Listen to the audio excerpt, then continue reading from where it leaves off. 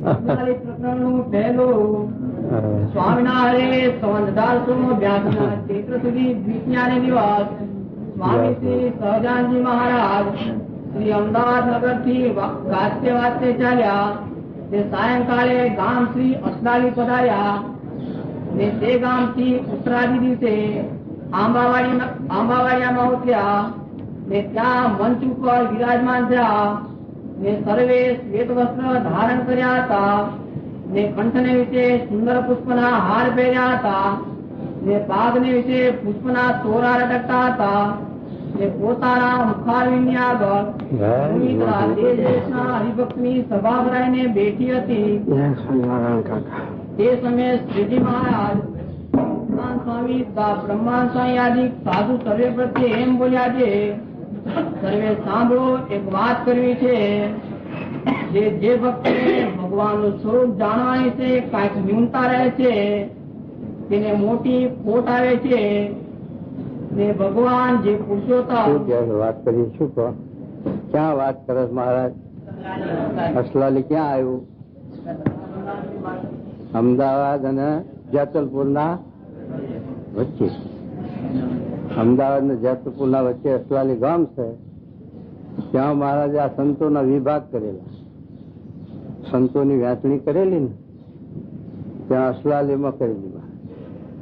અસલાલીમાં સંતોની સભા થઈ. મહારાજે પછી ભાગ પાડ્યા કે આટલા વડતાલમાં ના અમદાવાદમાં. ત્યાં વહેંચણી અસલાલીમાં કરી અને સજે અસલાલીમાં આ એક જ વચનાવત આખું મહારાજ બોલ્યા હતા કર્યું હતું. પણ સાહેબ વચનાવત સારું શરૂ અને મહારાજે સજે ત્યાં જ્યાં મહારાજે સભા કરેલી અને સંતોના વિભાગ કરેલા અહીંયા ઓટો છે 17 એટલું નિશાન રાખ્યું. આપણે સજે રોડ ઉપર જતા જ પેલા ભાઈ નું આપડે હરિભક્ત છે ને ખોમણ ચોખા હાલે ધર્માધામ સ્વામી ના હેત વાળા એક છે. તો આ મહારાજ હવે અસલાલીમાં ત્યાં વાત શું કરે છે કે ભગવાનનું સ્વરૂપ સમજવામાં બીજી બધી ખોટ ખંતાય. બીજી બધી ખોટ હોય તો એને લઈને અધોગતિ ન થાય, પણ જો આ ભગવાનના સ્વરૂપ સમજવામાં ખોટ હોય તો પછી કલ્યાણમાં મોટી ખોટ રહી જાય.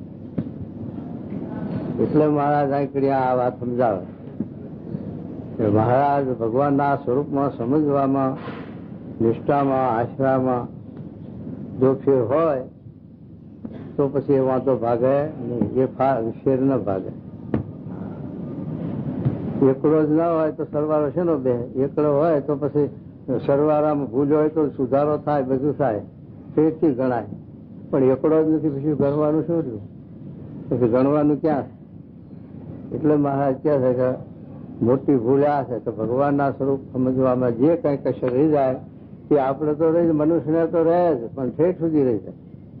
ઠેઠ પ્રકૃતિ પુરુષ સુધી દેવતાઓને એ કશું રહી જાય. દેવતાઓને પણ એકબીજાના અધિક. બ્રહ્મા વિષ્ણુ છે કોની ઉપાસના કરે? વૈરાટની. કારણ કે વૈરાટ એમના ઈષ્ટદેવ, વૈરાટ માંથી એમની ઉત્પત્તિ, એટલે વૈરાટ નારાયણની ઉપાસના કરે. આ બ્રહ્મા છે એને આ વેદ બનાયા. વેદની વાણી તે બ્રહ્માએ પ્રગટ કરી.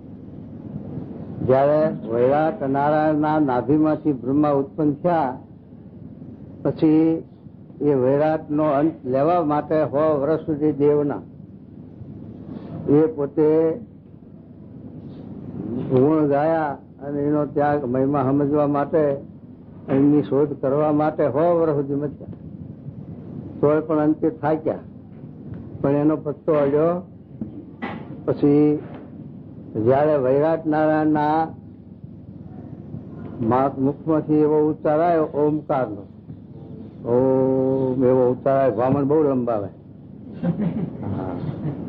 એ ઓમકાર આવ્યો, એ બ્રહ્માએ આ ઓમકાર સાથે પીલ્યો. પછી બ્રહ્માએ એની બધી રચના કરી, શોધ કરી. એટલે ઓમકાર માંથી 3 અક્ષર એને ઉપજાયા. અ ઉન્મ, અ ઉ અન્મ, ઓમ. એ અ ઉન્મ એ 3 અક્ષર માંથી બ્રહ્માએ વિસ્તાર કરી અને આ 52 અક્ષર લખ્યા. કક્કો બારાખડી લખી, કક્કો બારાખડી એની લખી અને પછી એક અનુ લખ્યું છે, અનુ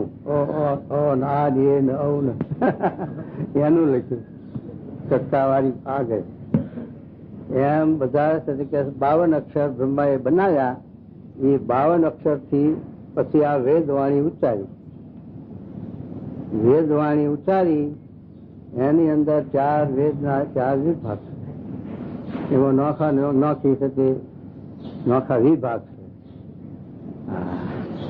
એવા 4 વેદની વાણી આ બ્રહ્માએ ઉચ્ચારી. એની અંદર પોતે વૈરાટ નો અંત લેવા માટે મથ્યા અને અંત ના આવ્યો ત્યારે વેદની અંદર જે લખ્યું નેતિ નેતિ નેતિ.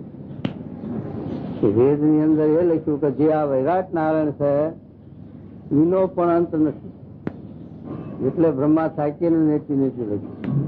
હવે તારે બ્રહ્માએ વૈરાટ ની નેતિ નેતિ લખ્યું ત્યારે વૈરાટ ના ઈષ્ટદેવ પ્રધાન પુરુષ.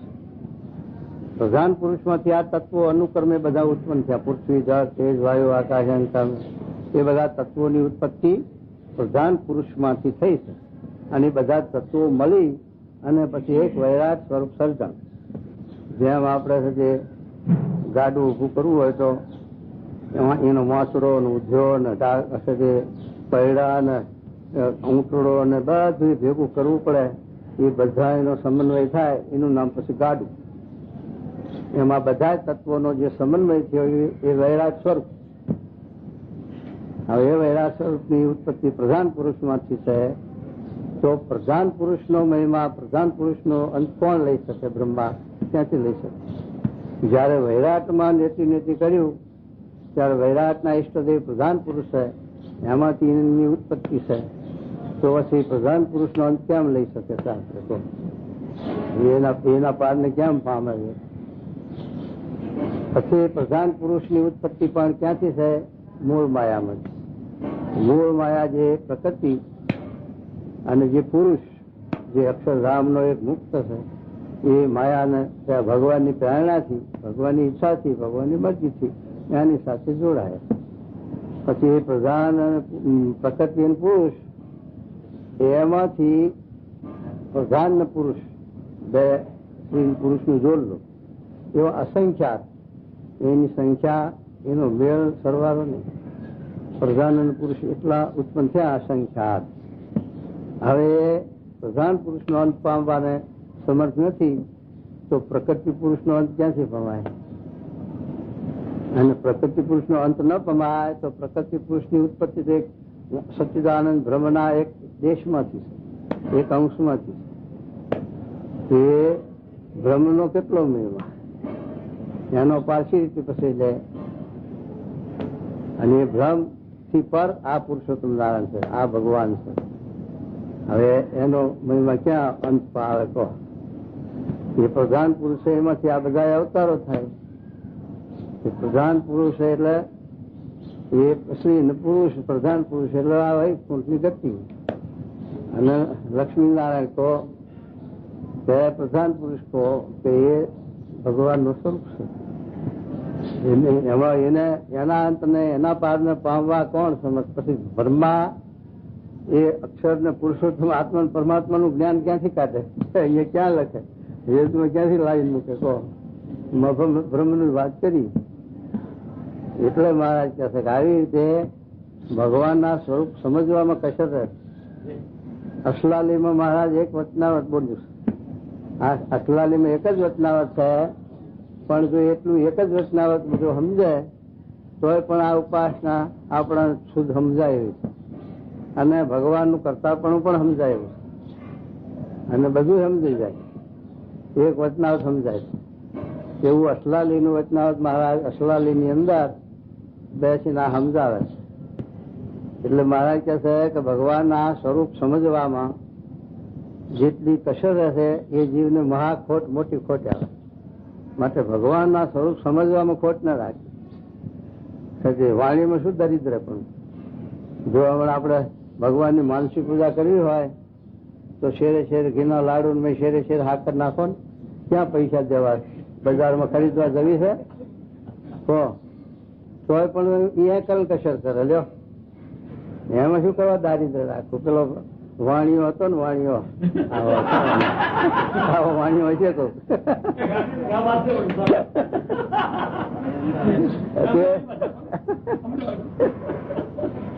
તે પછી ભગવાન હારું માનસિક પૂજામાં બનાવે ચૂરમું લાડુ, પછી જરા ઘી ન મારતા વધુ પડી ગયું ઘી, પછી કાઢવા માટે મહારાજ હાથ કાઢો. હા, ક્યાં તારા બાપુ જોખવું પડે, પૈસા ખર્ચવા પડે, ત્યાં લોભ કરવા. એટલે માનસી પૂજામાં પ્રકૃતિ આડી આવે. માનસી પૂજામાં એમ આયા સમજણમાં જો હમણાં કઈક દેવું હોય ને, લાવો 5,000 ઘરમાં, તો સંકોચ થાય. ત્યાં જરાક દેમલ 5 દાણા દો ઘરમાં તો વળી સંકોચ થાય. જાઓ આટલા આપવા કરજો તો કઈ સંકોચ થાય. જાઓ આટલી સુધી મારા ફેર સંકોચ થાય, આટલા તીરથ કરજો સંકોચ થાય. એ સાધનમાં જીવને જરા કાઢવા આવે એટલે સંકોચ થાય. પણ આમાં શું સમજણ કરવી છે? એમાં સમજણમાં ક્યાં પૈસા દે? સમજવું એમાં ક્યાં ભીડો છે? તો પણ આમ પકડે આવે હાથમાં, પણ આમ સીધી પકડે તો તપ કરે, તીરથ કરે, વ્રત કરે, દાન કરે, યજ્ઞ કરે, યોગ સાધે. પાછા ફૂકાઈ જાય, ફૂકા કોળ જેવા થઈ જાય. તપ કરે, યોગ સાધવામાં આ બધા સાધન કરે. પણ આ સમજણ ના પૂરું દડબે સલાય. એ મહારાજ કહે છે કે આટલું બધું સાધન કરે તો એવું વશ થતો? અષ્ટાંગ યોગ સાધે, તપ કરે, તીરથ કરે, વ્રત કરે, દાન કરે, યજ્ઞ કરે, યોગ સાધે, બધું કરે તો વશ નથી થતો. એવો છે ને વશ થવું છું? સત્સંગે કરી. આવું ભાગવતમાં 12મો અધ્યાય લખ્યો. આ કઈ આપણા ઘરની વાત નથી.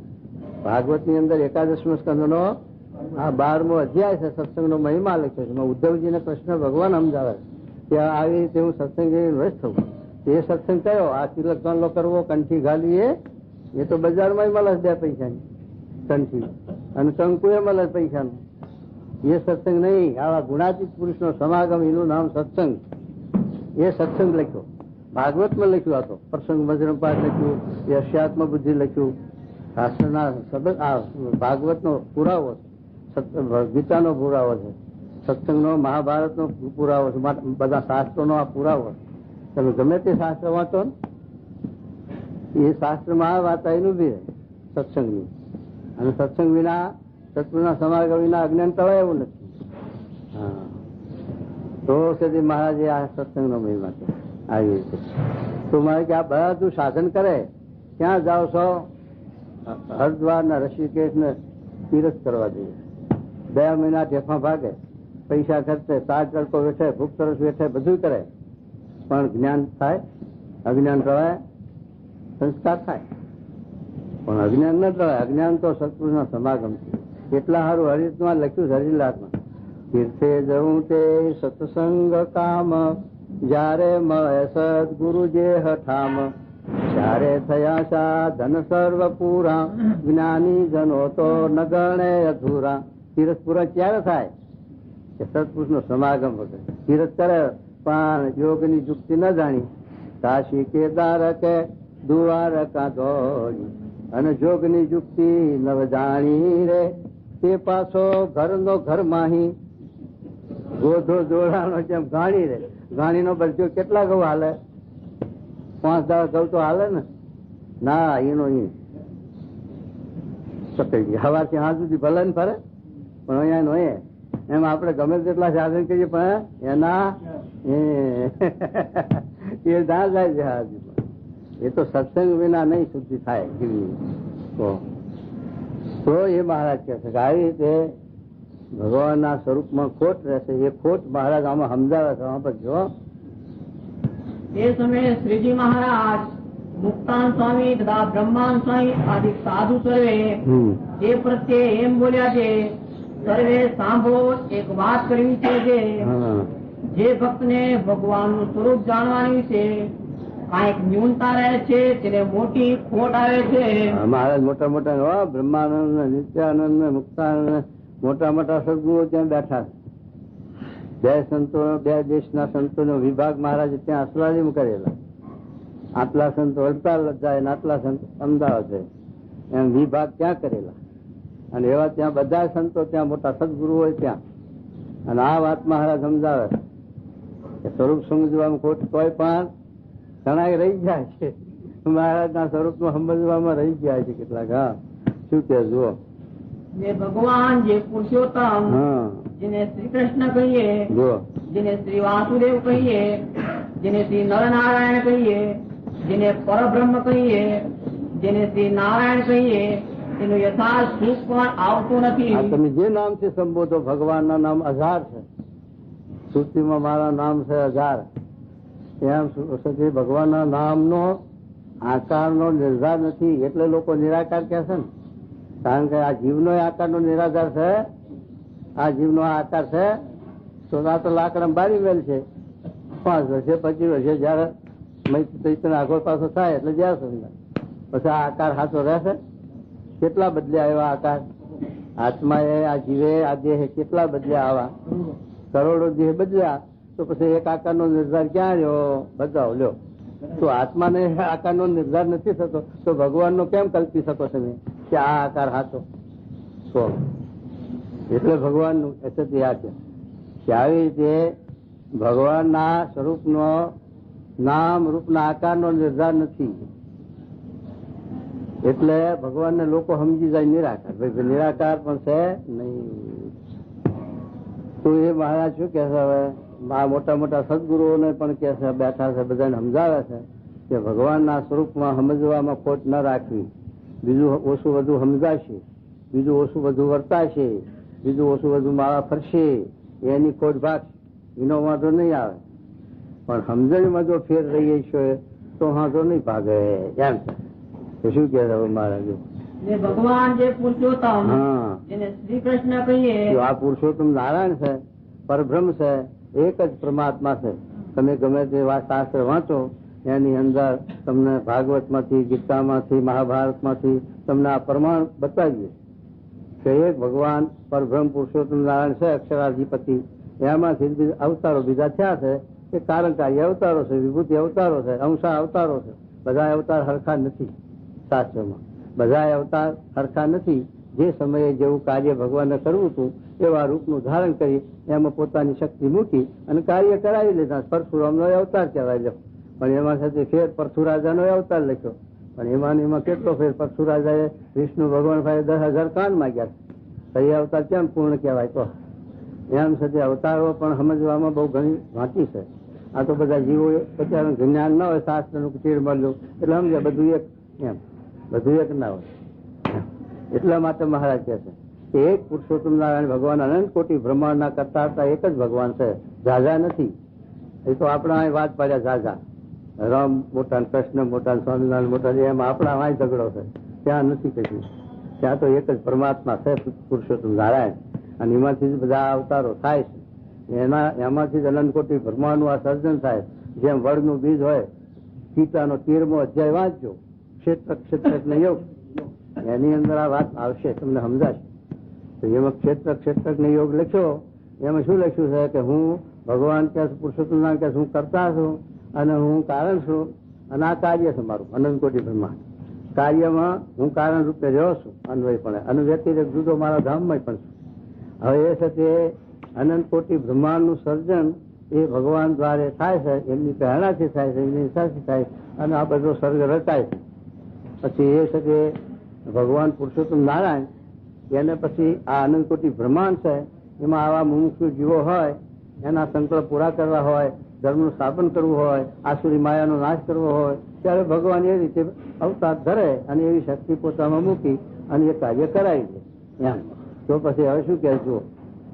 ભગવાન જે પુરુષોત્તમ જેને શ્રી કૃષ્ણ કહીએ, જેને શ્રી વાસુદેવ કહીએ, જેને શ્રી નરનારાયણ કહીએ, જેને પરબ્રહ્મ કહીએ. આપણે નામ રૂપ ના આકાર ને બંધાયેલા છે એટલે મહારાજ આ બધા નામ આપે છે કે તમે જે નામથી કહેતા હોય, કૃષ્ણ નામ કહો, વાસુદેવ નું નામ કહો, રામ નામ કહો, બધી વાતે કહો, પણ હા જેને પરબ્રહ્મ કહીએ, જેને શ્રી નારાયણ કહીએ, એનું યથાર્થ સુખ પણ આવતું નથી. મહિમા સમજાવે કે ક્યાંથી સુખ આવે? તો એનો મહિમા સમજાવે કે સુખ આવે કે એનો મહિમા સમજાતો નથી એટલે એ સ્વરૂપનું એ ભગવાનનું એનું સુખ ના આવે.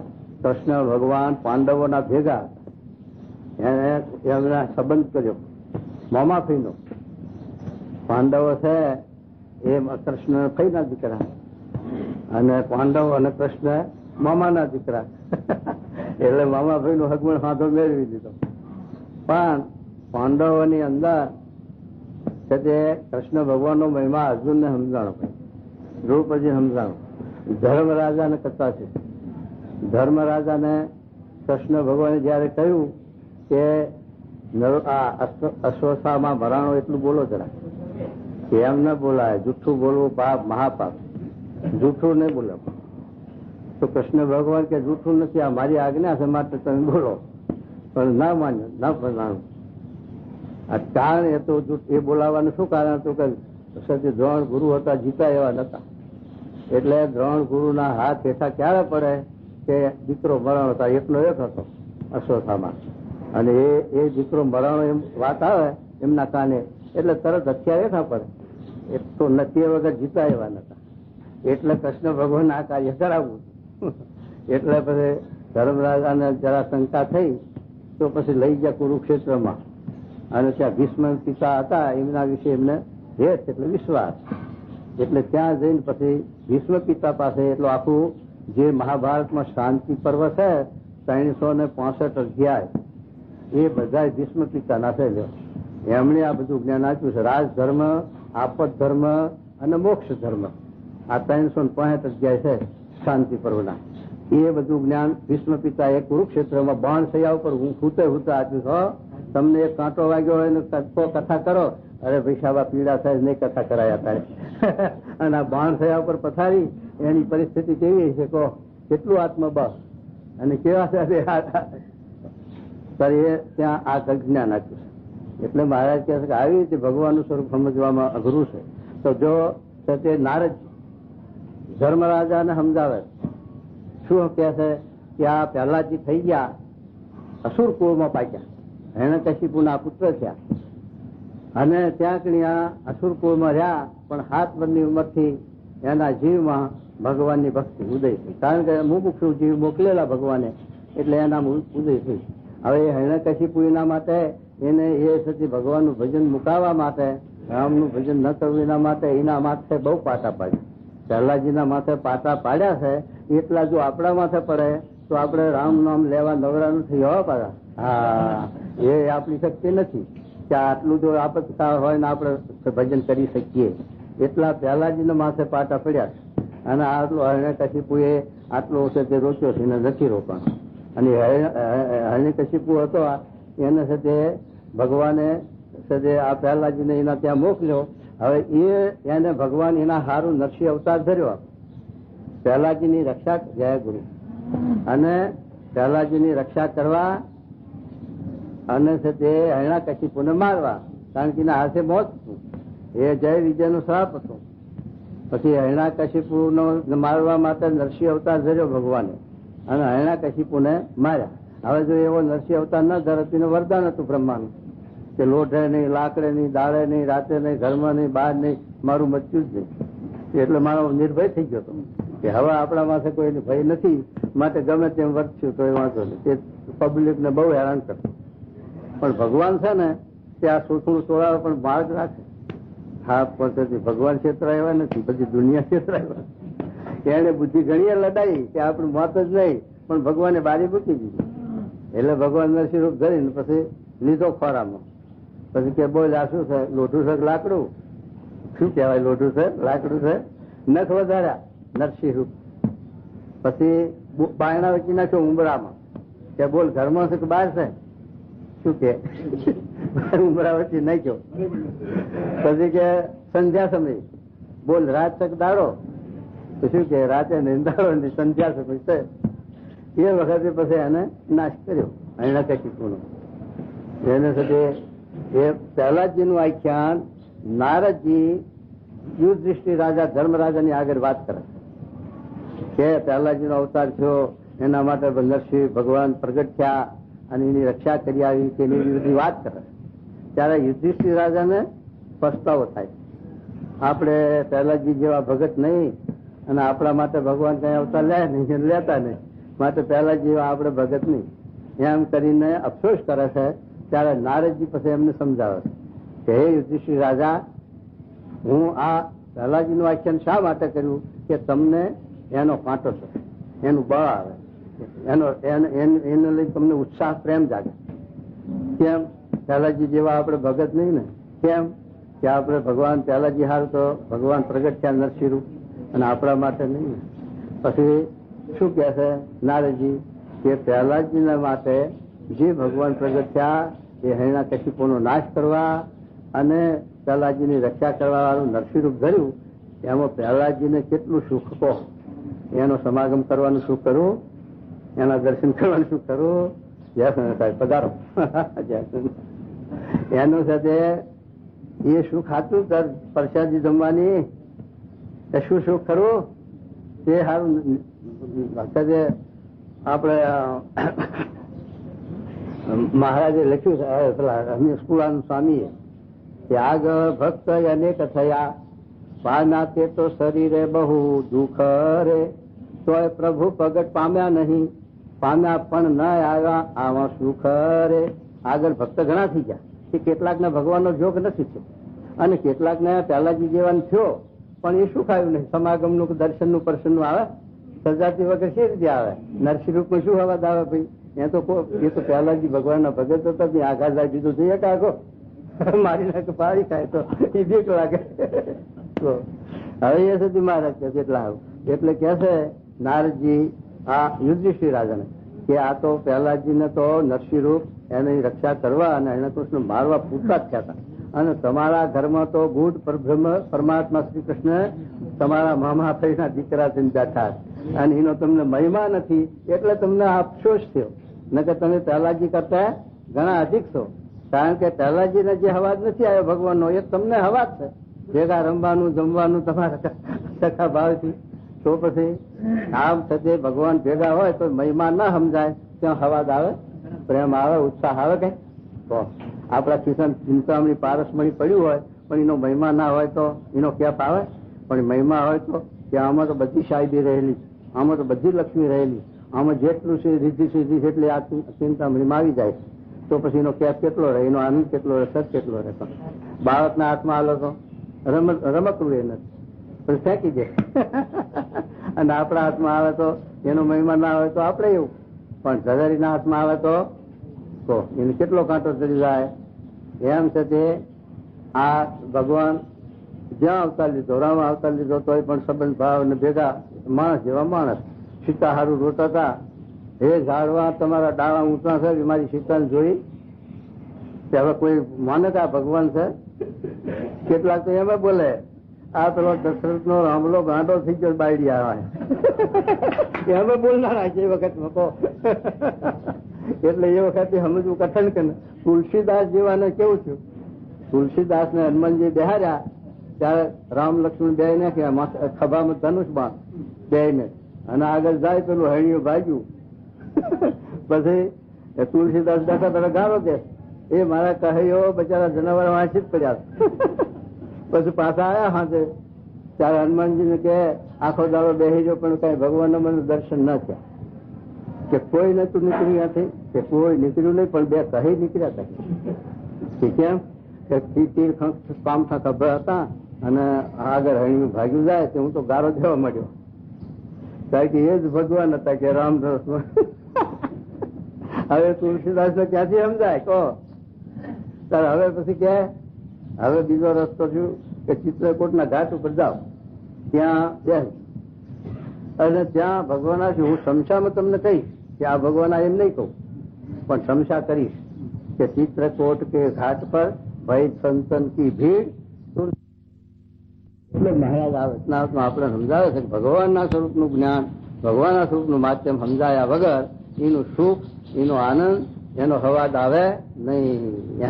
તો એ કે મહારાજ શું કે જુઓ, જેને પરબ્રહ્મ કહીએ, જો જેને શ્રી નારાયણ કહીએ, જેનું યથાર્થ સુખ પણ આવતું નથી, એનું અહેસાસ સુખ આવતું નથી. તો ધર્મ દેવ ને પાદર તીરથ એનો મહિમા હોય.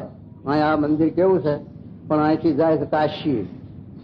શું કરવા? કાશીમાં શું છે? કાશી વિશ્વનાથ. બીજું હોય તો બતાવો. એનો કાશી વિશ્વનાથ નો મહિમા શંકર ભગવાન ની ત્યાં પધરાયા છે, એનો મહિમા છે. એ જઈએ તો એ શંકર ભગવાન તો આયા છે. સરગો ભગવાન એક સેકન્ડ ઓછા દઈ રહ્યા છે. તો પણ એ સતી ત્યાં જાય, ના મનાય, સમજાય. ત્યાં ના અહીંયા આવે ને અહીંના ત્યાં જાય. એમ બે ગળું કર્યું લાગે અને પેલું ઢોકળું કડવું લાગે. તો ઇન્દ્ર ને બ્રહ્મત્યા ચોટી. ઇન્દ્ર ને પહેલી બ્રહ્મચર્ય એક વિશ્વરૂપ ને માર્યો. એની બ્રહ્મત્યા ચોટી. એ તો વેચી જાણે પૃથ્વી ના આપીને એમ બધું કર્યું, ઝાડમાં આપીને પૃથ્વી ના આપીને વેચી. પણ બીજી બ્રહ્મત્યા વત્રાસુર ને મારી. એ બ્રહ્મત્યા નું શું કરવું હવે? એને લઈને તો કમળના દાંડામાં હંતાઈ ગયો. 1000 વર્ષ રહ્યો ત્યાં. પેલા ઇન્દ્ર ની ગાદી કોને બિહાર? પેલા રાજા ને બિહાર. તો અને પછી એને 4 બ્રહ્મત્યા વત્રાસુર ને માર્યો ને એની બ્રહ્મત્યા એને ચોટી. પછી હવે આ બ્રહ્મત્યા ટાળી કેમ? તારે એને સમજાયું નારદજી જેવાય કે ભાઈ આ જો તારો ભય છે, વામનજી, વામન નો અવતાર છે, એ તારો ભય છે, એ ભગવાન નો અંશ, ભગવાન નો અવતાર છે. માટે તું એનું ધ્યાન, એના થાય છે માફી માંગ અને એનું ભજન કરે, એનું ધ્યાન થાય તો તારી બ્રહ્મત્યા ટળી દેશે.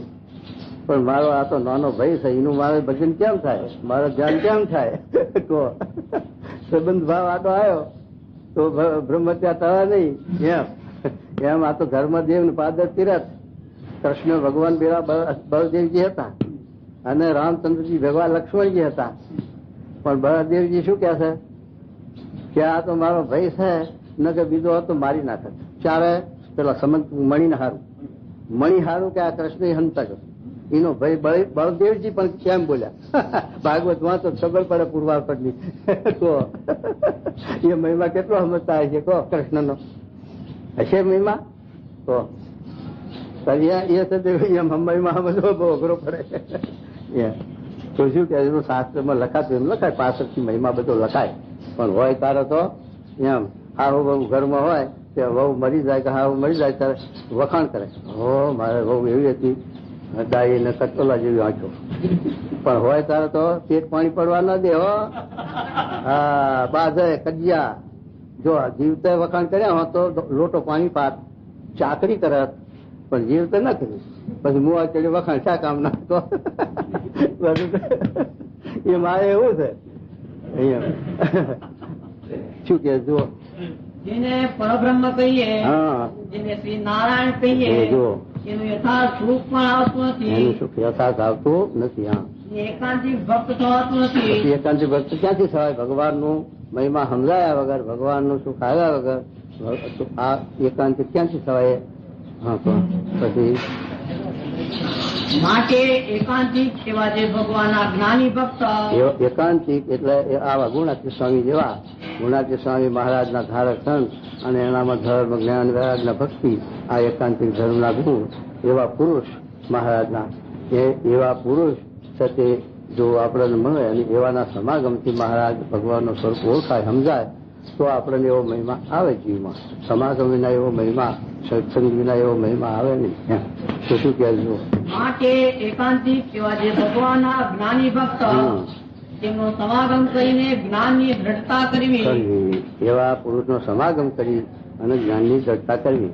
આપણે કોલેજમાં જઈએ અને આપણે સાથે એન્જિનિયર થવું હોય કે સાથે આ ડાક્ટર નું થવું હોય, અને પછી આપણે સાથે કોલેજમાં જઈ અને બીજા પ્રોફેસર તો હોય પણ બીકોમ ના હોય, એવા હોય તો પ્રોફેસર થવા પેલા એન્જિનિયર થવાય? એ તો જેને જેટલા એમ આપણે સાથે જે અક્ષરધામના મુક્ત એકાંતિકના ધારક પુરુષોત્તમનો સંબંધ એવા મુક્ત ના હોય ને એવા બીજા ભક્તો હોય તો એના સમાગમથી અક્ષરધામમાં જવાય ન જવાય? નિષ્કુળાન સ્વામી લખ્યું છે, બ્રહ્મા રાખ્યા સત્યલોકમાં અને શિવજી રાખ્યા કૈલાસ, વિષ્ણુ રાખ્યા વૈકુંઠમાં એમ જુજો વોયા નિવાસ એમ જેમ જેને રાખ્યા ઘટે તેમ રાખ્યા કરી તપાસ જેવો જોઈએ જેને અધિકાર તેવો યાચો છે અવિનાશ બધી તળે રાખ્યા નિર્ણ મુક્ત શ્વેતજી પણ રાખ્યા બધી તળે રાખ્યા ઋષિશ્વર નિર્ણ મુક્ત રાખ્યા શ્વેતદીપમાં ગોપ ગોપી રાખ્યા ગૌ લોકે એમ મુક્ત રાખ્યા અક્ષર સમીપમાં એમ જેમ જેને રાખ્યા ઘટે તેમ રાખ્યા કરી તપાસ જેવો જોઈએ જેને અધિકાર એવો આપણો મેટ્રિક નો ભણેલો હોય મણ પાસ હોય 35% અને પછી ઇન્દિરા કાર્ટૂન કરશે ખરી સાહેબ કરશે તારે પછી એને એ પ્રમાણે નોકરી મળે. આ તો મેટ્રિક તો પાસ કરી નહીં પૂરી ને નોકરી મારે લેવી છે LLB ની ક્યાંથી મળતી છે કહો. એમ આપણે પુરુષોત્તમની ઉપાસના એકાંતિક ધર્મ સિદ્ધ કર્યો હોય તો અક્ષરધામ ની પ્રાપ્તિ ન કરે પછી જવાય પેલા ભૂતળાના ભેગા શંકર ભગવાન ના હોય ને ગણ પેલા. હા અને શંકર ભગવાન કોના ગુરુ છે? ભૂતળાના. એ પછી બહુ ગણનારી કરવી હોય તો જવું ગાંધા શું કાપી હોય તો શું કે જુઓ માટે એકાંતિક એવા જે ભગવાન જ્ઞાની ભક્ત જુઓ સમાગમ કરીને જ્ઞાન ની દ્રઢતા કરવી. શું કીધું કહો કે આ માટે આવા ભગવાનના એકાંતિક ભક્ત જે અક્ષરરૂપ થઈને પુરુષોત્તમ ની ઉપાસના કરતા હોય એવા ગુણાતીત પુરુષ એના સમાગમ એ કરીને આ વાત જીવમાં દઢ કરવી તો સદી આપણને આત્યંતિક કલ્યાણ આત્યંતિક મોક્ષ થાય એમ મહારાજ કહે છે. એની દઢતા કરવી છે. શું કે જુઓ કેમ જે ભગવાનના સ્વરૂપના જ્ઞાનની દ્રઢતા વિના પ્રજાપતિ આદિદેવને જે જગતના સ્રષ્ટા છે તે પણ વારંવાર સૃષ્ટિ ભેળા ઉત્પન્ન થાય છે ને પાછા અંતે માયાને વિશે જીન થાય છે. આ વાત મહારાજ કહે છે પ્રજાપતિ આપણે કઈ પ્રજાપતિ કુંભાર ને કેવો જેમ કુંભાર વાંટલા ઘર હશે એમાં આ બધા પૂતગળ ઘરે એ પ્રજાપતિ જ કહેવાય ને. બ્રહ્મા આ બધું રચ્યું છે ને બ્રહ્મા વૈરાટ નારાયણ એ વૈરાટ નારાયણની નાભીમાંથી બ્રહ્મા ઉત્પન્ન થયા ને એ રજો ગુણ પ્રધાન છે અને આ બધી ઉત્પત્તિ એમની છે. પછી સદી વિષ્ણુ ભગવાન હૃદયમાંથી ઉત્પન્ન થયા એ સત્વગુણી દેવ છે અને એમની પછી એ બ્રહ્માએ ઉત્પન્ન કર્યા બધાનું પોષણ કરવું એ એમનું કામ છે વિષ્ણુ ભગવાનનું. અને ત્યાંથી ઉત્પન્ન થયા શંકર ભગવાન એમનું શું કામ છે પાછું? આપણે આ મોલ વાયો તો કરો ખેતરમાં પણ ન્યાદવું ખોદવું પડે હોય ને કે તો મોલ થાય નહીં ખડ થઈ જાય. એમ પાછા બ્રહ્મા શંકર ભગવાન જો આ ન્યાદે ખોદે નહીં તો માય નહીં પછી દુનિયામાં તો બ્રહ્માની વિષય આવે ત્યારે હલકું કરી નાખે શંકરની વિષય આવે ને ત્યારે ભાર ઓછો કરી નાખે. હા એમ 3 ગુણ છે રજો ગુણ તમો ગુણ સત્વ. એમ આ છે તે બ્રહ્માંડના 3 પટલિયા બ્રહ્મા વિષ્ણુ શિવ. એમાં કેટલા બ્રહ્માંડ છે? અનંત કોટી બ્રહ્માંડો છે. એના રાજા ધીરાજ પુરુષોત્તમ નારાયણ. હવે અહીંના આપણા સરપંચ અહીંના આપણા તલાટી સાહેબ આજુ બેઠા એમને ઇન્દિરાને કેટલો તફાવત છે કેટલો હાથો છે. એમ બ્રહ્મા વિષ્ણુ શિવને પુરુષોત્તમ નારાયણ એટલો હાથો છે પણ એ સમજાય છે જીવને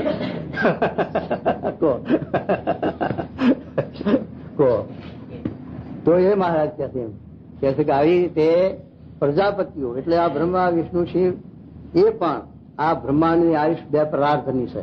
પ્રાર્થ સમજો છો ને 1 કરોડ 70 મીડા એનું નામ પ્રાર્થ.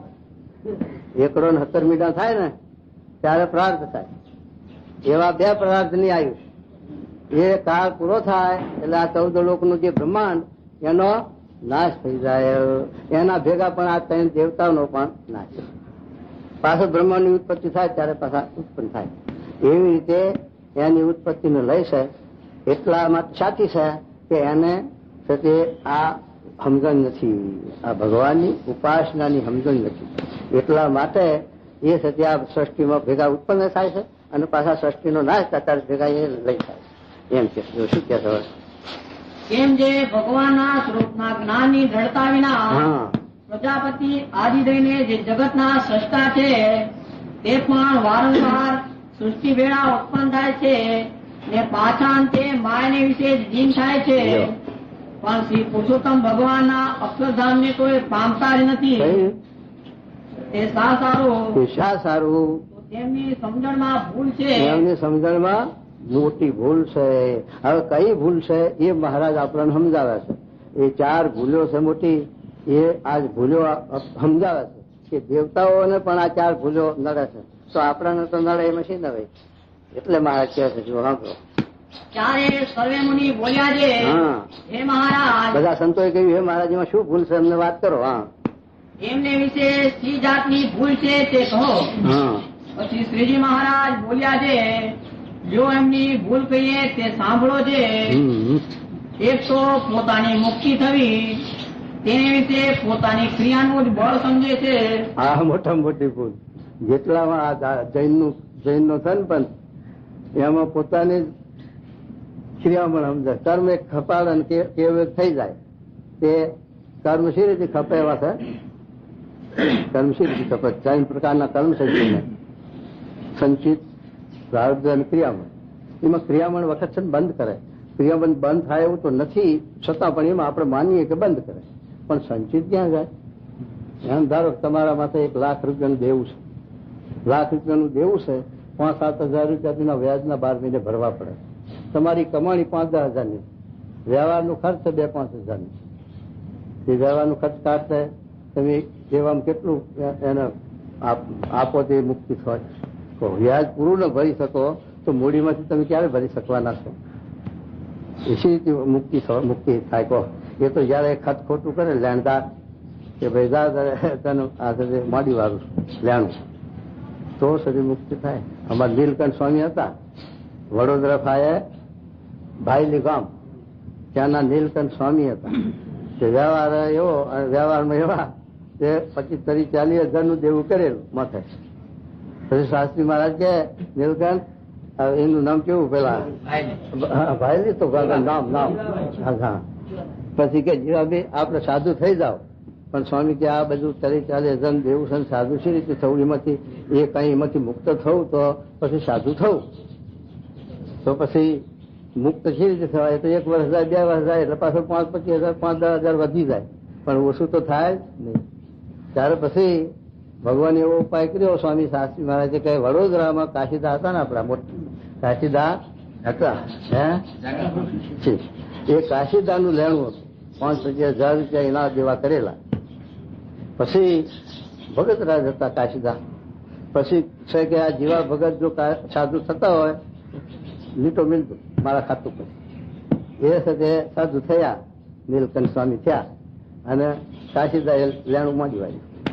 તો ભરી હકત જિંદગીમાં એમ સાથે આ આપણા સંચિત કર્મ છે. એ સંચિત કર્મ આપણે એમાંથી મુક્ત થઈ શકીએ એવું નથી. એ તો જયારે ભગવાન દયા કરે, કૃપા કરે તો જ એમાંથી મુક્તિ મળે એવી છે. આપણે કર્મ ખપાવીને કેવી થઈ એ વાત જ જૂઠી, ખોટી છે તદ્દન. શાસ્ત્ર આપણે ના પાડે. મહાભારત વાંચો, ભાગવત વાંચો, ગીતા, રામાયણ વાંચો, ગમે તે શાસ્ત્ર તમે વાંચો, પણ શાસ્ત્ર એમ નથી કહેતું કે તમે તમારા હાથે મોક્ષ સાધી લો ભગવાનના સંબંધીના આશ્રય. એક સામાન્ય દાખલો સમજે તો ખબર પડે. અહીંથી આપણે મોમ્બાસા જવું છે તો બાહુબાહુથી જઈશું કે વાહનમાં, કાગબોટમાં, પ્લેનમાં, ગમે તે વાહનમાં બેસવું પડશે. અહીંથી નહીં જવા. અને જો આપણે આ નદી ઉતરીને જવું હોય જઈ શકશું, કારણ કે બાહુબાહુ હોય કે તારો હોય, તરતા આવડતું હોય તો નદીમાં હું આટો નીકળી જાય અને તરી શકે. તલાવડું હોય તો તરી શકે. પણ છે તે આ દરિયો તરવો એ કઈ અહીં હિંમત ના ચાલે. ગમે તેવો તારો હોય, મજબૂત હોય અને પાણીમાં રહી શકતો હોય આખો દિવસ, અને હા બાહુબાહુ એટલું હોય છતાં પણ, કારણ કે અઘાત છે. એમાં સંસાર રૂપી સાગર તરવો અને જન્મ મૃત્યુથી મુક્ત થવું એ કોઈ સાધનથી નથી. એ ના જ પાડે, ગીતા ના પાડે, ભાગવત શાસ્ત્રો ના પાડે, મહારાજ ના પાડે. એ તો એવો આશરો, એ આશરા વિના આ ભવસાગર નથી કરતો.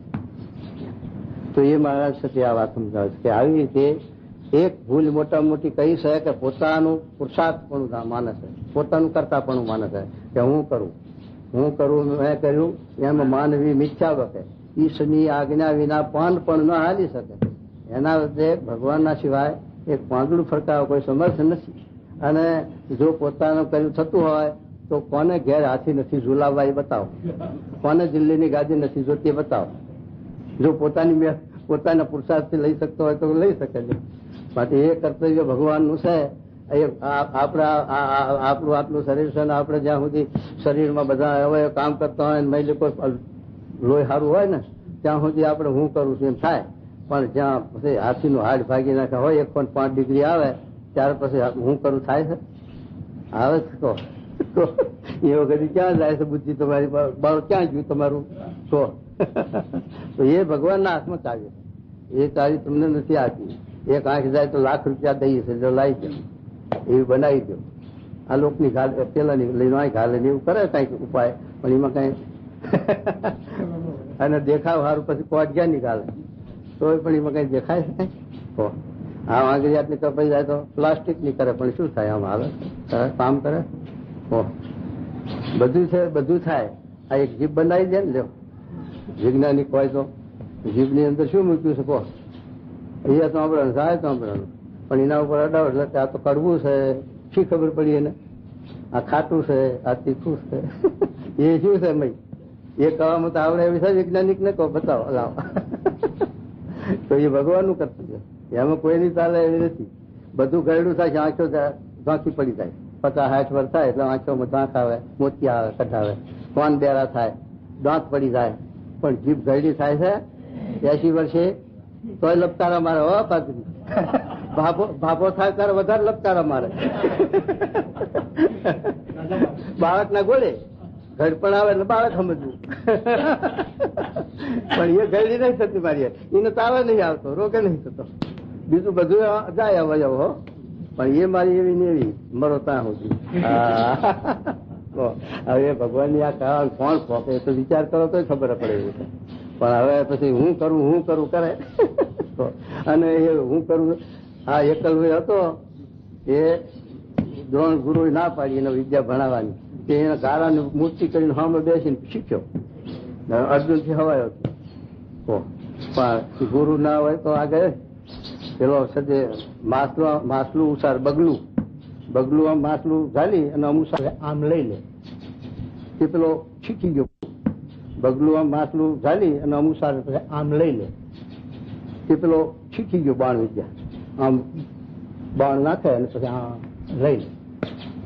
પછી એવી વિદ્યા શીખી ગયો. પછી પૂછ્યું કે આ તું ક્યાંથી શીખ્યો? કે મારી મેળે શીખ્યો. મેં ગુરુ કોઈ કર્યા નથી. કે ગુરુ વગર ના આવડે, કોઈ વિદ્યા ના આવડે. એક 5 વાર તો શીખવી હોય તો નહીં આવડે ગુરુ ના. એટલે કેમ કહેતો ગુરુ કર્યા કે આ બગલાનું શીખ્યો તો પેલો બોલ્યો તો આ ના થાત દશા. માટે ગુરુ વિના જ્ઞાન નહીં, ગુરુ વિના ધ્યાન નહીં, ગુરુ વિના આત્મવિચાર ક્યાંથી પાવે? એટલે દરેક વસ્તુમાં વ્યવહારમાં ગુરુ જોઈએ. તમે LLB થયેલા હોય તો તલાટીનું દફતર નહીં આવડે એની પ્રેક્ટિસ વગર, એનો અનુભવ કર્યા વગર. આવે છે? ના ફાવે. તો માટે એ જોઈએ છે, એ લાઈન જોઈએ એમ. આમાં પણ એ જોઈએ. આ જ્ઞાન ક્યાંથી થાય? આપણે વાંચે થાય તો આપણે ફાડી નાખીએ વાંચી. અને ચોપડેથી જો જ્ઞાન થતું હોય તો છોકરાને આપણે લાવી દઈએ બધી ચોપડીઓ, ઘેર બેઠા એન્જિનિયર થઈ જાય ને. જો થતો હોય ના થાય એમ કે તો શું કે છે? મારે કે પોતાનું પુરુષાર્થ મને દેવતા હો એમ જાણે ગમે કરીએ હું કરું છું, એવું કરે છે. એવી રીતે જે માન્યતા છે એ ખોટી છે આપણામાં. આપણે જો એવું કહીએ કે હું કરતા છું તો એ ફોગટ જાય. માટે છે એ કહે જો હરી એક તો પોતાની મુક્તિ થવી તેને વિશે પોતાની ક્રિયાનું જ બળ સમજે છે, પણ ભગવાનના આશાનું બળ નથી સમજતા. ને બીજું અક્ષરો. હવે એક ભૂલ બતાવી, હવે બીજી ભૂલ બતાવે. સાંભળજો. ને બીજું અક્ષરૂપ થઈને જે શ્રી પુરુષોત્તમ નારાયણની સેવા કરવી તે જ મુક્તિ છે એમ નથી માનતા. એ ભૂલ છે. કેવી ભૂલ બતાવી અસલાજી મહારાજે? ક્યાં જીવ છે એને અક્ષરરૂપ માની, બ્રહ્મરૂપ માની અને પરબ્રહ્મની ભક્તિ ઉપાસના કરવી એમ નથી સમજતા. એ મોટી ભૂલ છે. તો આપણે એ ભૂલ ખરી કે નહીં? આપણે ના સમજીએ તો સમજે છે આખો સંપ્રદાય? કેમ નથી સમજતો? આ મહારાજના વચન છે, મહારાજની વાણી. મહારાજ પોતે કે અક્ષરરૂપ થઈને પુરુષોત્તમની ઉપાસના કરવી એમ જીવ નથી માનતા. એ એના મોટી ભૂલ છે. તો આ તો પ્રજાપતિઓની વાત કરી, તો આપણામાં કેટલા સમજે? મનુષ્યો કેટલા સમજે? અને નથી સમજતા તો એનામાં મોટી ભૂલ નહીં તારા પ્રશ્ન કહો. અને છે તમે તમારા અંતરમાં વિચાર કરો. બુદ્ધિ ભગવાને આપી છે અને જે મનુષ્ય અવતાર આપ્યો એને પંચેન્દ્રિયનું જ્ઞાન આપ્યું, બુદ્ધિ આપી છે, પણ એ બુદ્ધિનો ઉપયોગ અવરો કરે એટલે પછી આ વાત નથી સમજાતી. તો એ મારે કહે છે આ આત્મા છે એ અક્ષર છે જ. નક્ષર તે અક્ષર. આત્મા મરે છે, આત્મા કપાય, હળે બળે. ગીતાનો બીજો અધ્યાય 5 નો વાંચો ને એ તોય ખબર પડશે. અને આત્માને મારે કે સ્થિર છે, અસ્થિર થાય નહીં, બાળ પણ નથી, ઘટ પણ નથી, જોવા નથી. આત્મા કપાય નહીં, હળે નહીં, બળે નહીં, પલળે નહીં. આત્માને કશું વિકાર છે જ નહીં, ચૈતન છે, દિવ્ય છે, નિર્ગુણ છે. તો પછી આત્માને અક્ષર ખરો કે નહીં? જેમ માણસ સજાતી. માણસ ગમે તો રાજા હોય કે મોટો બેરિસ્ટર હોય કે સાધારણ માણસ હોય, પણ દેખાવમાં તો માણસના આકારમાં તો હરખા છે ને બધા. એમાં ફેરફાર કરો. એમ માણસ સજાતી એમ ચૈતન આત્મા છે, જીવ છે અને ભ્રમ છે એ આમ સજાતી.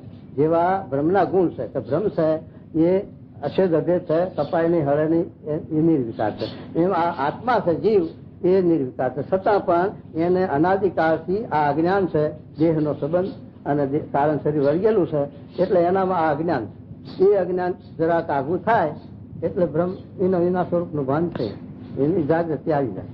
તો એટલા સારું ગીતામાં કીધું ને, યાનિશા સર્વ ભૂતાનામ તસ્યા જાગૃતિ. એ શ્લોક લખ્યો કે જીવ પ્રાણી માત્ર હુતેલા છે. ક્યાંથી હુતેલા છે? આ ભાન નથી એટલે હુતેલા છે. પોતાના નું ભાન નથી, પોતાના સ્વરૂપનું. અને હું ફલાણા નામનો, ફલાણા ગામનો, ફલાણી નાતનો. તે ક્યાં સુધી? નાત ક્યાં સુધી? નામ ક્યાં સુધી? સંબંધ ક્યાં સુધી? ગામનો, મા બાપનો. ત્યાં દેહ છે ત્યાં સુધી. પછી બીજો દેહ ધરે તારી સંબંધ રહેવાનો તે બીજો ઉભો કરવાનો. તેવા કેટલા કર્યા ઉભા? કરોડો જન્મ ઉભા કર્યા, છતાં પણ એનું અંત આવ્યો. તો પછી આ છે તે ના સમજણ આવે તો આ 84 ગોઠા ખાવાના છે. અને આટલી સમજણ આવી જાય તો એમાંથી મુક્તિ થઈ જાય. લ્યો હવે આમાં છે તપ કરવા જવાનું, યોગ સાધવા જવાનું. આ સમજણનું કામ છે, જરૂર છે. બાજરાને આપણે દાણા કાઢવા, બાજરામાંથી ધોહાવવું પડે. ઝાડમાંથી ઝાડનું કહાણી હોય, એમાંથી ઝાડ કાઢવી હોય તો ધોકાવવું પડે. આ ધોકાવવું પડે દેહમાંથી જીવ કાઢવા. સમજણ ની વાત આવી. એ ધુહાય ના થાય. એમ તમે જઈને ગિરનારની ગુફામાં યોગ સાધો તો નથી. અને તમે ઘર બહાર મેલી રાજ મૂકી ગિરનારની ગુફામાં બેહો તો માયા ભેગી છે. તમે માયા, આ ઘર બહાર ને માયા સમજો, બહેરા છોકરાને માયા સમજો, એ માયા નથી. માયા તો તમારા જીવનું અજ્ઞાન છે. અને તમારી સાથે આ આત્માના સ્વરૂપનું ભાન નથી, તમને તમારી જાતનું ભાન નથી. એ જ માયા છે. અને એ માયા હારે જ રહેવાની છે. ગિરનારની ગુફામાં જાવ તોય, અને એ માયા ના નીકળે ત્યાં સુધી રાજમાં હોય, ગમે તો ગિરનારની ગુફામાં હોય તોય પણ જીવ દશા છે જ. તો અને આ નીકળી રાજમાં હોય તો તમે વિદેહી. જનક ના રાજા વિદેહી ના થયા, અમરીશ રાજા વિદેહી ના થયા. ત્યાર પછી આ વાત સમજવાની. તે છતાં પણ જીવને દ્રષ્ટિ ના પહોંચે ત્યારે પછી જીવ દશામાં કઈ નહીં. એમ શું કે જુઓ સાંભળો. અને બીજું બોલો. બીજું અક્ષરૂપ થઈને જે શ્રી પુરુષોત્તમ નારાયણ ની સેવા કરવી તે જ મુક્તિ છે એમ નથી માનતા. એ ભૂલ છે, આ મોટી ભૂલ છે. એ આપણે વિચારવાનું છે. દેવતાઓની વાત તો દેવતા ફાવે, પણ આપણે વિચારવાનું છે કે આપણો આ આત્મા છે એ અક્ષર છે, બ્રહ્મ છે અને એ જીવ છે, નિર્ગુણ છે. એને મહારાજે 50ના વચનાર્થમાં લખ્યું છે કે આ જીવને અજ્ઞાન હતું, ત્યારે પણ આ જીવને કાળ નાશ કરી શક્યો નથી. જીવનો નાશ થાય, આ કીડી સદ મરી જાય એટલે આપણે નાશ થઈ કહીએ, પણ એનો ચૈતન્ય નાશ થયો, એ ચૈતન્ય અખંડ છે. એટલે મારે કહે છે કે આ જીવને અજ્ઞાન હતું તોય પણ કાળ આ જીવનો નાશ કરી શક્યો નથી. અને માયા પણ એને લીન કરી શકી. અને કર્મ પણ એને બંધન કરી શક્યા નથી. તો હવે એનું જ્ઞાન થયું ને, હવે કાળ કર્મ માયાનો શો ભય છે એમ. તો એ મહારાજ કહે કે કાળ કર્મ માયાનો ભય જીવ ઉપર નથી, છતાં માની બેઠો છે. એ અજ્ઞાન છે, એ અજ્ઞાન ટાળવાનું છે. એ અજ્ઞાન ટાળે એટલે તરત આ આપણને મોતિયો આવે છે. જે મોતિયો કેવડો હોય, શેર બશેર નો હોય ને, કેટલો હોય? હા, તું એની દાળ ના ફોતરા જેટલું, પણ કશું દેખાય. પછી પેલો એના ડાક્ટર આવે ને, મોતિયા ઉતારનારા ડાક્ટર, બધા આ ના ઉતારી હતા. આ એ ડાક્ટર છે પણ એમનું કામ નહીં, એ તો એનો સ્પેશિયાલિટી. એમાં આના સ્પેશિયાલિટી હો. પેલો અક્ષરધામમાં જવું હોય તો સ્પેશિયાલિટી. હા, બધા નહીં મોકલી શકાય અક્ષરધામમાં. ગમે તેના ફાયદે ગયા છું તો અક્ષરધામ. તો એ મારે કહે છે કે એ મોતિયાનો માલવી મળે અને પડદો પછી ફોતરું આમ કરે એટલું દેખાય. એમાં આપણને મોતિયો અજ્ઞાન રૂપી એ મોતિયો કાઢનારા માલવી હશે. અને એ મોતિયો ઉતારે બધું દેખાય, બધું જ્ઞાન અજવાળું થઈ ગયું. તો એ મારે કહે તો શું કે જો એટલે એવી રીતે આત્માના સાચું સ્વરૂપ, આત્માનું સાચું આપણને ભાન નથી થયું એટલે એ અજ્ઞાન છે. એ અજ્ઞાન ટાળ્યા વગર ગિરનારની ગુફામાંથી ત્યાગી થઈને બેહો તોય પણ માયા ટળવાની નથી એમ મહારાજ કહે છે. માટે અક્ષર પોતાના સ્વરૂપના આત્માને ઓળખો એમ. એ હવને ઓળખવાનો કે આપડે આ સ્વામિનારાયણ એકલા અક્ષર પુરુષોત્તમ વાળાનું સ્પેશિયલ છે. જીવ મનુષ્ય માત્ર, જીવ પ્રાણી માત્ર નહીં, કીડી મકોડી નહીં સમજા. 84 લાખ જાતમાં 83 લાખ તો એક ઇન્દ્રિયનું જ્ઞાન છે. 83 લાખ એક ઇન્દ્રિયના જ્ઞાન વાળા. આના 84 લાખ યોની છે, એમાં એક યોની એવી છે મનુષ્ય દેહની કે એમાં પંચેન્દ્રિયનું જ્ઞાન આપ્યું ભગવાને. સાથી એ 84 ના કુંડાળામાંથી નીકળવા માટે. પણ પછી 84 ના કુંડામાં જેમ અમદાવાદનો ગઢ છે, દરવાજો એક હોય પછી વાંધરો માણસ એને બહાર નીકળવો છે રીતે નીકળે. પણ તમારે જો બતાવો કે આ કોર્ટની રાગે હાથ મૂક, પછી કોર્ટની રાગે હાથ મૂકતો જાય, પણ દરવાજો આવવા થાય ત્યાં એના અભાગ કે ખંજૂર આવી. તે ખંજૂર તો 2 ડગલા ભર્યા પછી દરવાજો ઉભો રહે, પછી હાથ મૂક્યો પાછો, પણ તોય ફેરો બીજો રહ્યો કે નહીં. એમ આપણે આ મનુષ્ય દેહ આવ્યો, એ મનુષ્ય દેહ નો વિલંબે બહુ લખ્યો ભાગવતમાં તો કે 3.5 કરોડ પ્રાકૃત થાય ત્યારે મનુષ્ય દેહ આવે. હવે એ છે તે પછી ખંજોર વાર્યા. શું ખંજોર વાર્યા કે આટલો દીકરો પણાય લઈને પછી ભગવાન ભજવું, આટલો છે તે આ દીકરીનું ઠેકાણું પાડી પછી ભગવાન ભજવું, આટલું આ મકાનનું કરવું છે, આટલું આમ કરવું છે, એમ કરતા કરતા અને પાછું બીજું શું કે હવે તો ભાઈ શૈવી માર્ગી ના અને અમારા સ્વામિનારાયણ નું ગામ જ્ઞાન ના જોઈએ કે આ સ્વામિનારાયણ નું જ્ઞાન ઘરનું છે. એ તંતીઓ એ પાછો દરવાજો ચૂકવાનું. હા, એવી ગુરુ તંતીઓમાં અને સમજ્યા વગરની જડતા એવી તંતીઓમાં જે હલવી રહે એને પછી પાછો ફેરો ઉભો રહે કે ના રહે, એમ આપણે એવું થાય એમ. માટે આ કઈ વ્યક્તિગત જ્ઞાન નથી કે વાળાનું જ્ઞાન નથી, સંપ્રદાયનું જ્ઞાન નથી. આત્માને ઓળખવો એ હવની ફરજ છે. તમે તમારા આત્માને ઓળખો તમારી ફરજ છે. એમાં વચ્ચે વાળો ક્યાં જો, સંપ્રદાય ક્યાં જો. અને તમારા આત્મા પરમાત્મા રહેલા છે. જેમ દૂધમાં ઘી છે, તલમાં તેલ છે, ફૂલમાં સુગંધી છે, એમાં આત્મા પરમાત્મા છે. એનો સાક્ષાત્કાર કરો તો પછી એમાં વાળો ક્યાં જો, સંપ્રદાય છે. એવા ગુરુ બીજા ગોતો તમે, કોણ ના પાડે. તો આ ગુરુ પડ્યા રહ્યા, બીજા ગુરુ ગોતી આ રીતે આ પ્રાપ્તિ મેળવો જો મળતી હોય તો.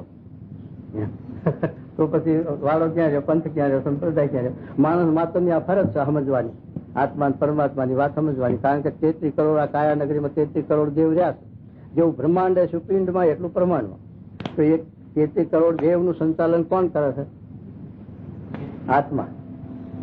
આ 8 દેવ શું છે? સૂર્યનારાયણ. પણ આત્મામાંથી નીકળે તો સૂર્યનારાયણ ઉભા રહે છે અને આ આત્મામય છે અને આ દેવ જાય તો ભરાય નહીં આંખે. પણ કાયા નગરી ઉજળ થાય ખરી?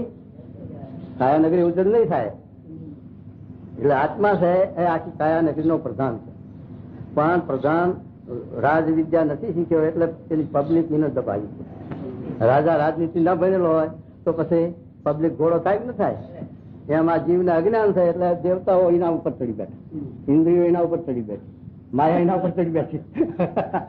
જો એને એનું ભાન થાય સત્તાનું તો બધા ભાગતા ફરે. તો એ મહારાજ સમજાવે છે આત્મા છે કાયા નગરી નો પ્રધાન છે. એનું એ આ બધું આખા કાયા નગરી નું સંચાલન કરે.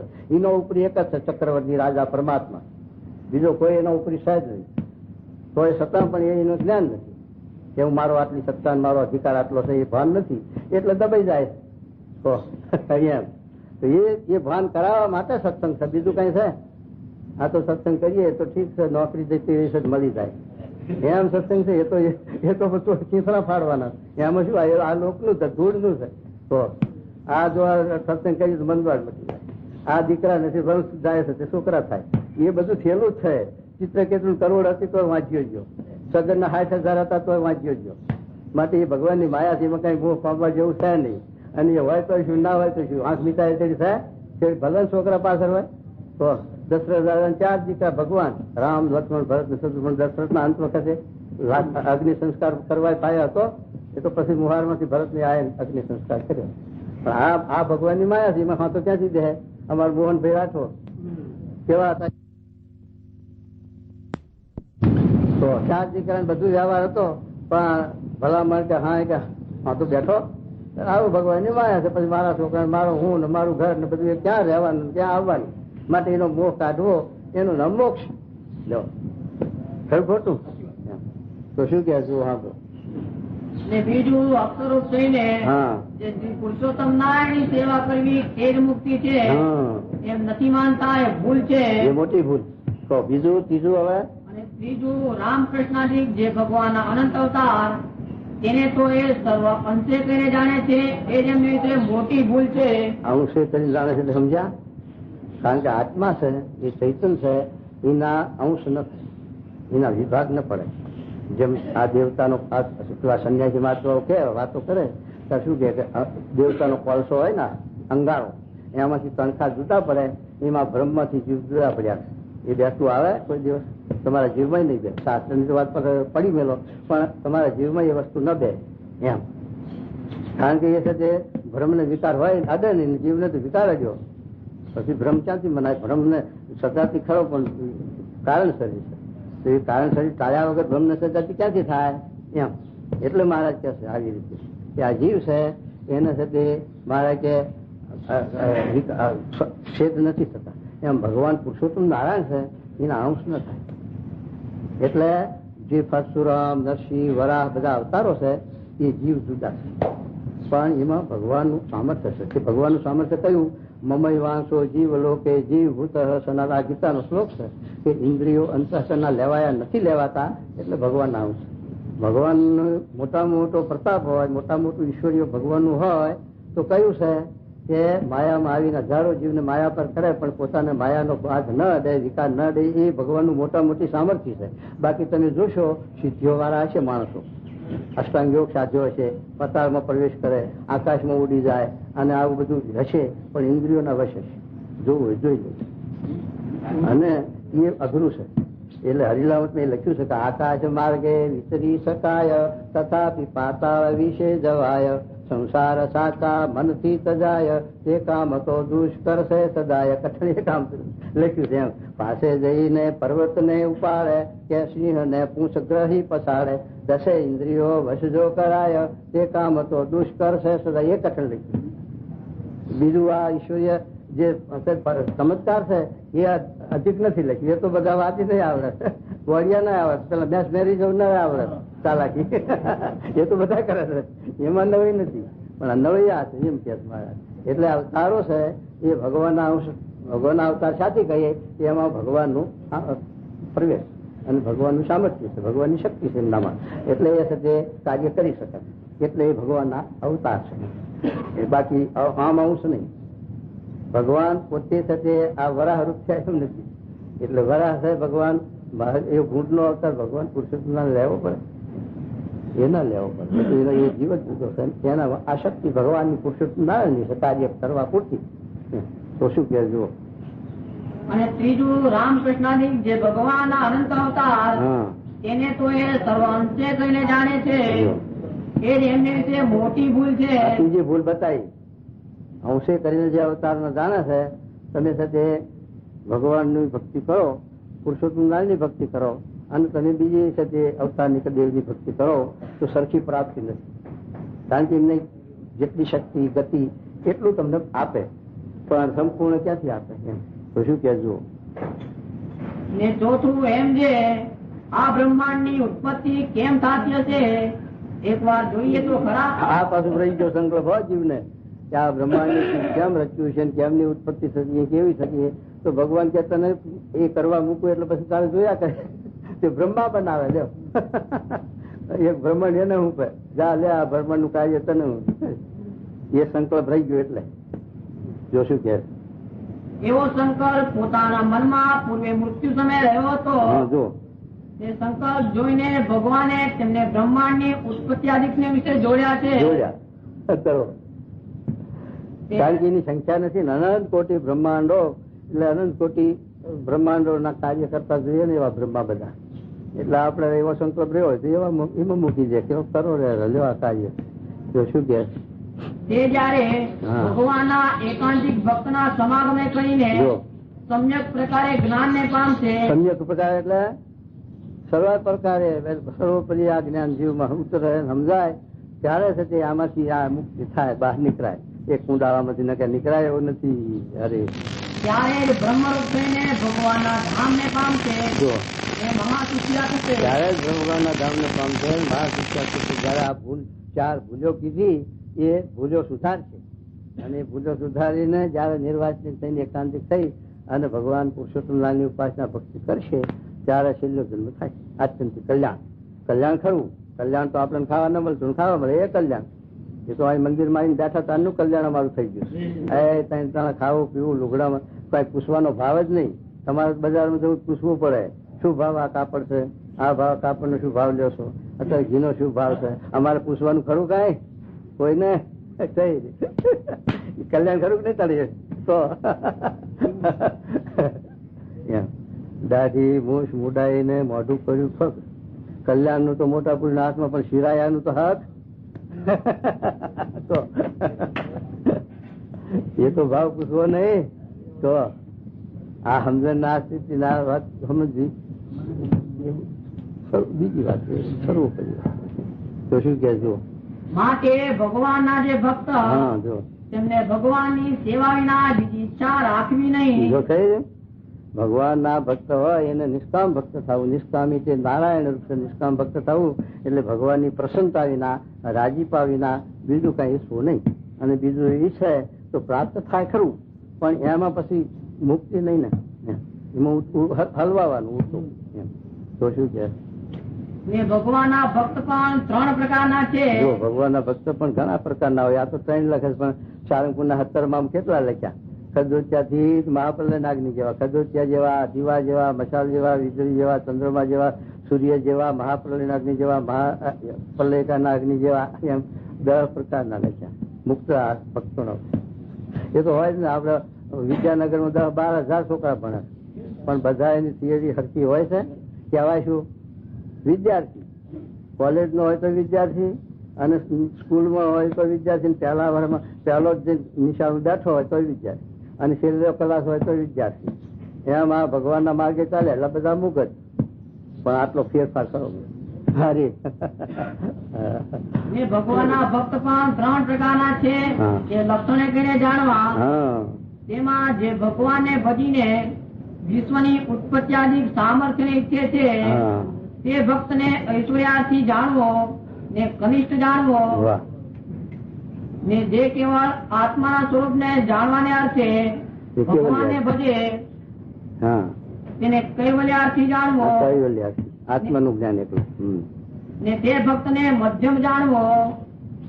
ને ત્રીજો જે પ્રત્યક્ષ પુરુષોત્તમ ભગવાનની નિરંતર અનન્યપણે કહીને સેવાને વિશે નિષ્ઠા રાખે છે તેને ભગવત નિષ્ઠાથી જાણવો.